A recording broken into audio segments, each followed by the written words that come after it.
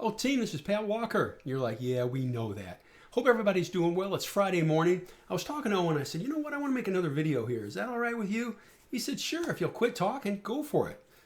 Just kidding. Anyway, I want to make a video on trading psychology. This is from another book, and it's a really good book. Right here. Stock Market Wizards. It's interviews with top traders. Market Wizards is a great book. New Market Wizards is a great book. This is a great book, Stock Market Wizards. I encourage you, don't just read them, but study them. Jack Schwager, great guy, okay? So anyway, and I met him years ago too. Anyway, I want to share some points with you. The last chapter in this book is called Wizard Lessons, and I think that's kind of neat. So here we go. By the way, please, I'm not going to be rude and insult you and read a bunch of different things. I don't do that, but just highlight a few key salient points. Wizard Lessons, number 1. Oh, by the way, yes, you look. Right there. Yes, I mark them up. There you go. I do it. These are like textbooks. I use them. I still have some of my textbooks from college and graduate school. I keep them. Believe it or not, I still refer back to them. There's no rule number 1, or tactic number 1, or lesson number 1. There's no single true path. There's no single true path for succeeding in the markets. There's various methods. Some are better than others. Most are viable. Use them. There's no single true path. Good to remember. The universal trait. This is the big one. Number 2. Although the traders, and please know this, I'm not going to read a whole bunch to you. That would be insulting, but I think it's important to put this stuff, do it justice, and put it in the right context. Although the traders interviewed differ dramatically in terms of their methods, backgrounds, and personalities, there are numerous traits common to many of them. One trait that was shared by all the traders is discipline, and all is italicized. One trait shared by all the traders is discipline. Successful trading is essentially a two-stage process. Develop an effective trading strategy and an accompanying trading plan that addresses all contingencies. Think about this, folks. How many times do I say, if this, then that? We address the contingencies. And we were doing this long before this book ever came out, okay?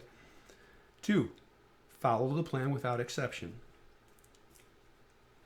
Number 3, big picture. You have to trade your personality. And again, you have to trade your personality. What fits you?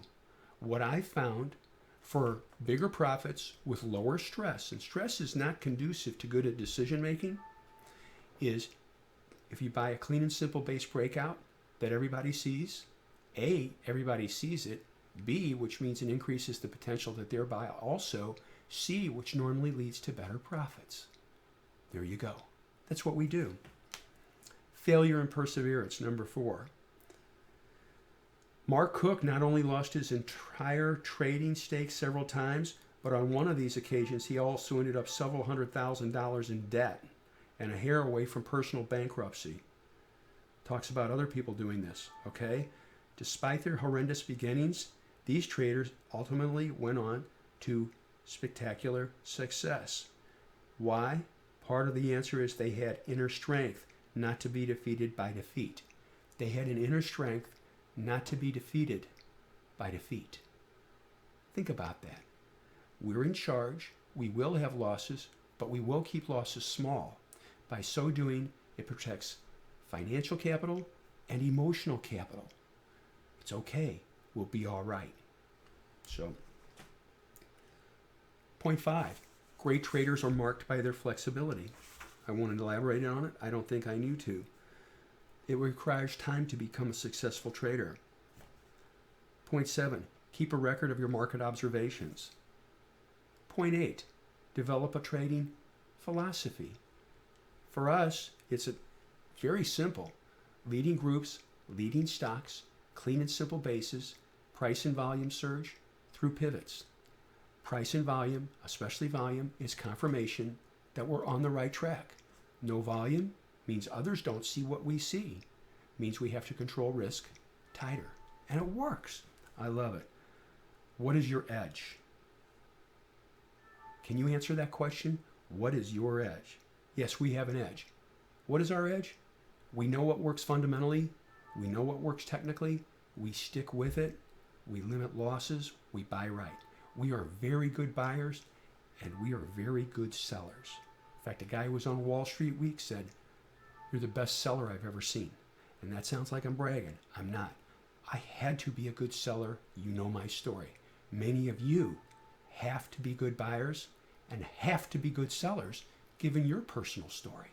Maybe it's a family you're supporting. We combine those variables together and it works. The confidence chicken and egg question. One of the most strikingly evident traits among the market wizards is their high level of confidence. And think about this, folks. I talk about this all the time. We know what to buy. We know why to buy it, fundamentally and technically. We know where to buy it. By knowing where to buy, ponder this. By knowing where to buy, you also know where to sell. It's good above the line. Here it is. It's good above the line. It's bad below the line. I love that. It works. Point 11, hard work. I don't think I need to elaborate on that. Hard work. We do hard work, and I do hard work for you. But I do hope that you study these, and it will help you. I think it's very important. Obsessiveness. Yeah. To be a winner, you have to be willing to take a loss. That's point 14. To be a winner, you have to be willing to take a loss. Amen. Amen. We've got to be able to do this. But what helps us? We keep losses extremely small. By doing that, it protects the mental capital, our emotional capital, and it protects financial capital. It also does something else. Most really solid investors and traders, and it's probably in here someplace, but I'll say it, they have a good short-term memory. Short-term memory. They remember it. It's filed away. They don't dwell on it. Why? Because they controlled risk. They followed their rules. Risk control is point 15, which is important. Stop loss, reducing the positions, selecting low-risk positions, limiting the point. Folks, listen to this. Point 1 in this. Limiting the initial position size. Do we do that? Yeah. And by the way, you can say, Pat, are you kidding? Let's see if I can get this there.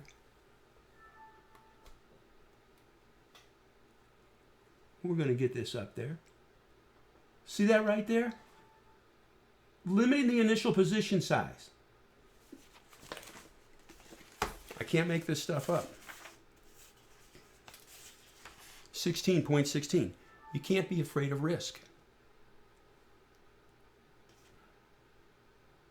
Point 18. Value alone is not enough. A lot of people say, oh, they're value investors. I'm going to buy value. Unless that value starts being recognized by Wall Street, the stock's not going to do anything. We like stocks and we can quantify it. All right?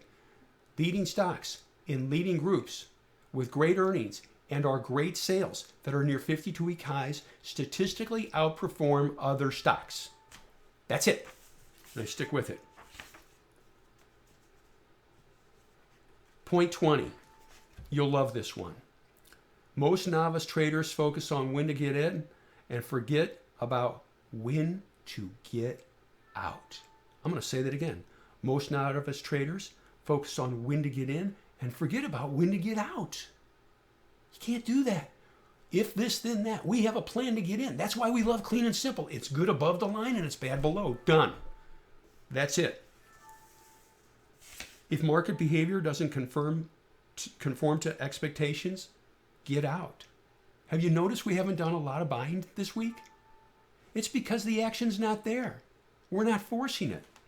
This is not in the book. This is my own.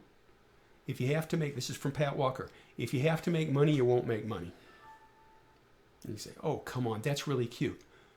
No, I'm being brutally blunt and honest with you. All right? I was a sole supporter of a family of 6, 4 kids in private schools at the same time. Had to make money. But if that mindset crawled into my head, I knew I would do things that weren't right. I had to do what was right. Do what's right. And the money follows. Point 23. This is great. The virtue of patience. We wait. We stalk. We wait. Point 26.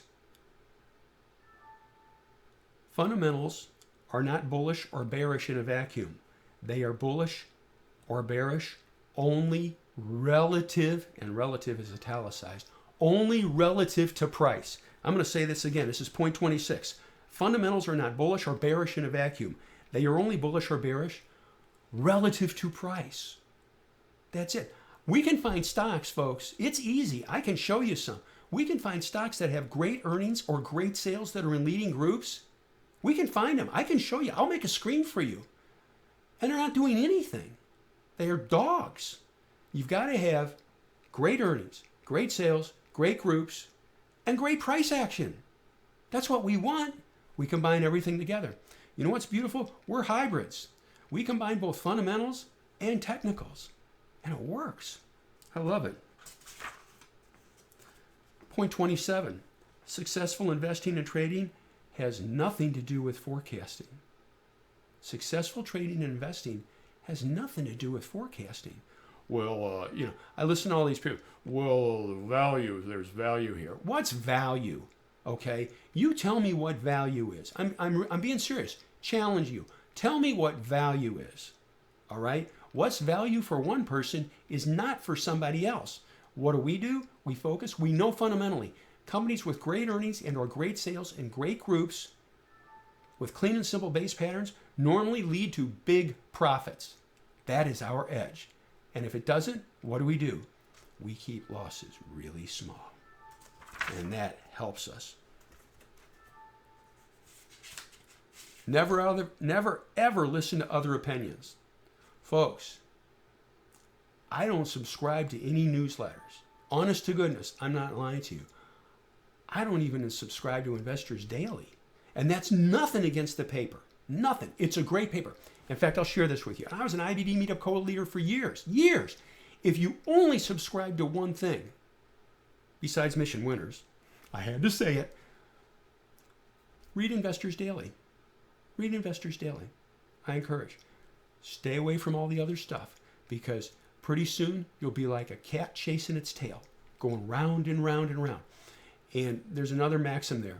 A little bit of information is good, so a lot of information must be really good. Not true. Not true. It's sensory overload. All right? It causes confusion.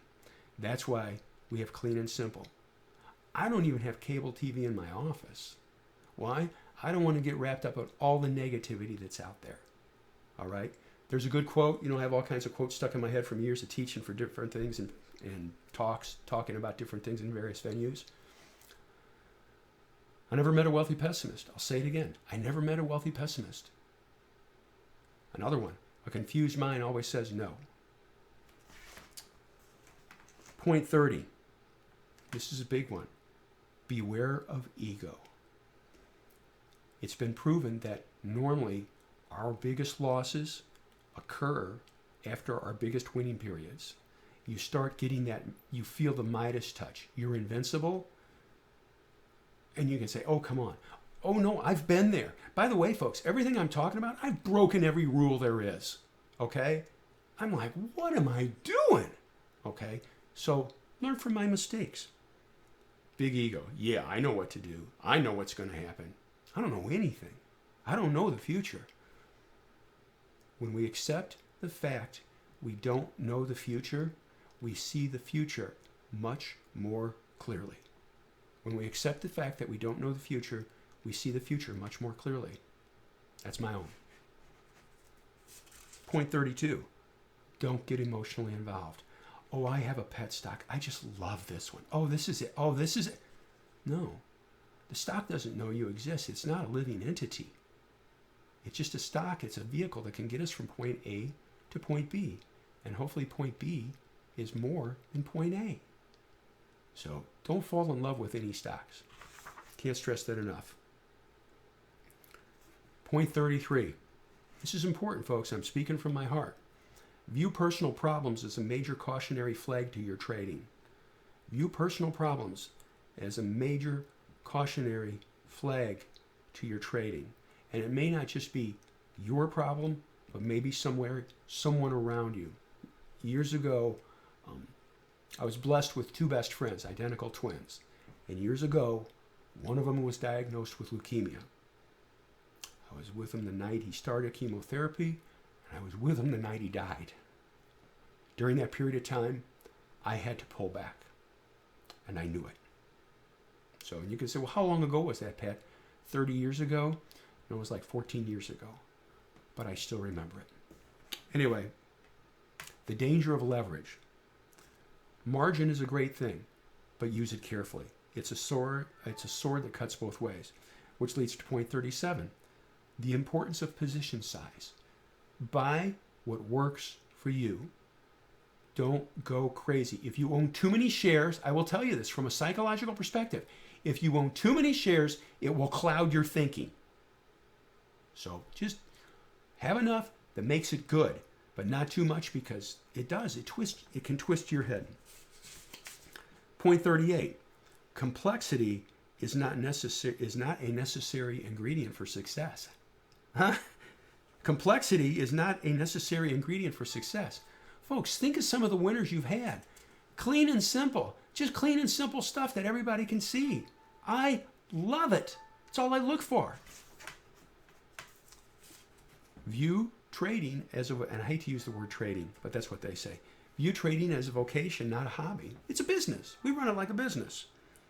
Define high probability trades. Point 41. Define high probability trades. Folks, you know it. You could teach it. I could ask you. I could put you on camera right now. What do you look for when you're looking for to buy a stock? And I know this is what you'd say. Stocks and leading groups with a clean and simple base with great earnings and great sales. And, again, a pattern a fourth grader could see and understand, and it pushes through with volume in a good market. Bravo. I love that.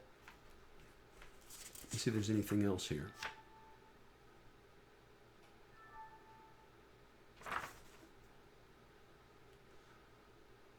Pay attention to how a stock responds to news.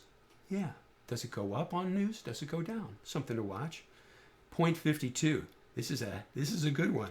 Hope is a 4-letter word. Hope is a 4-letter word. I hope it comes back. I hope. No. Just get in line with what is.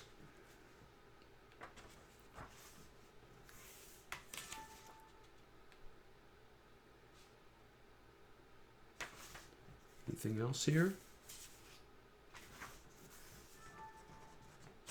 Talk a little bit about options. I'm not going to get wrapped into that.